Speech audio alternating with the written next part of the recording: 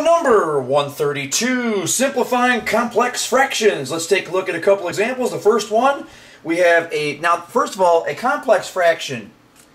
Not so formal definition would be a fraction within a fraction.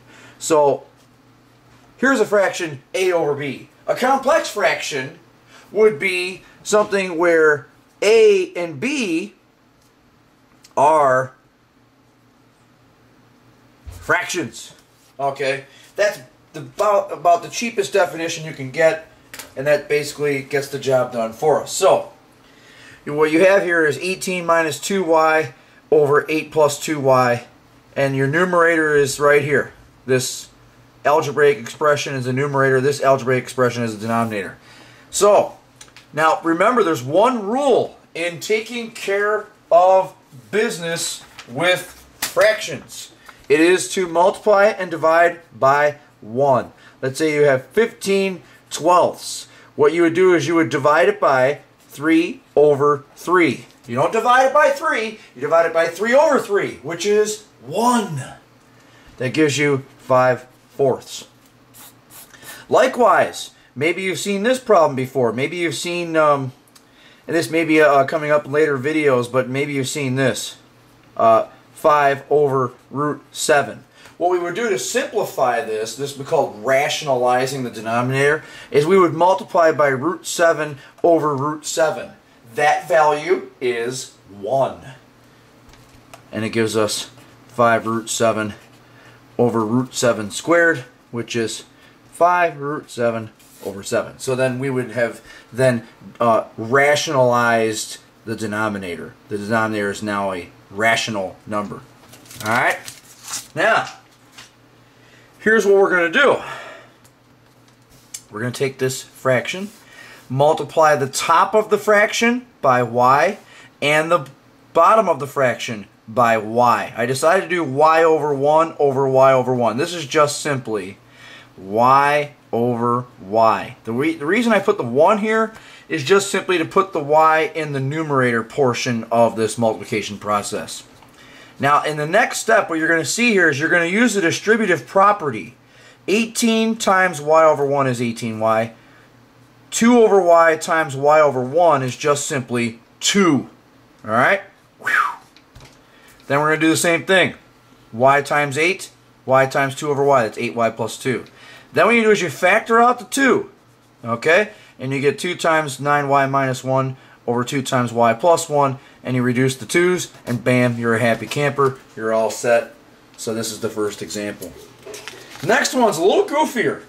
A little goofier. They get tougher. But what you're doing here, guys, is this. The reason we chose... See, this might be the toughest part. Is you have to choose what to multiply by. What you need to look at is the denominators. You need to multiply by enough items that will cancel the denominator. It's called the greatest common, or the least common multiple. So in this case, we're looking at an x minus 2, an x minus 2, and an x. Those are the 4 denominators. Let's look at another problem. Let's just look at one more before we even do this.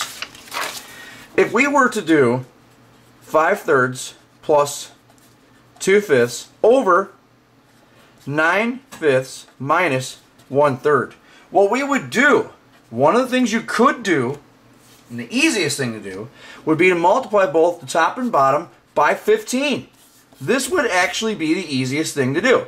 Yes, you can get like terms here or common denominators here and work with that. You're better off just multiplying the top and bottom by 15. This is multiplying by 1. That's why it works. Okay? Now, we also could have written the 15 differently. You could have written it as 15 times 3. Then here the 3's cancel, you're left with 25. Here the 5's cancel, you're left with 6.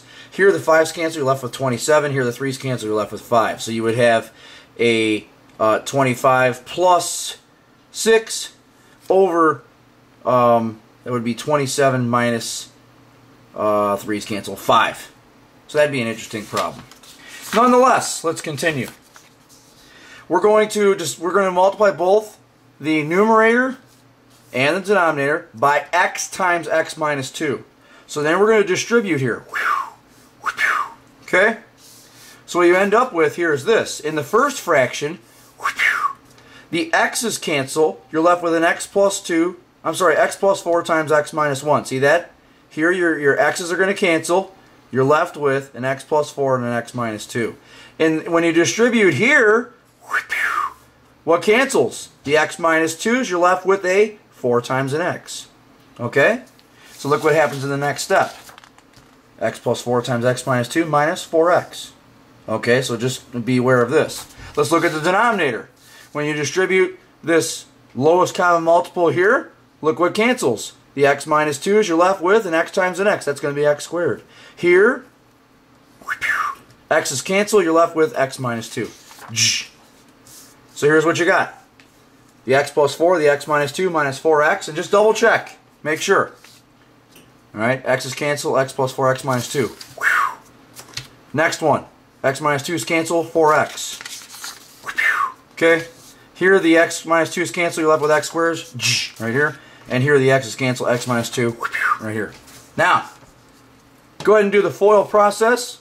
Bring down the 4x, then add these like terms, you get the minus 2x. This is this could have been a final answer, but again, whenever you're working with these rational expressions, make sure that you possibly can factor so you can cancel out one of these factored binomials, and that's what happens. This trinomial factors out.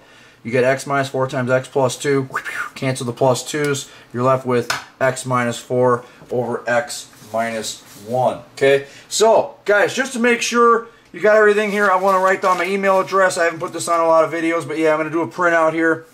You can send me an email at mathservice.station@gmail.com. This way here, if you have a request for a video, you can send that over, and hopefully I'll be able to be of service to get the job done for you. Good times. Talk to you later.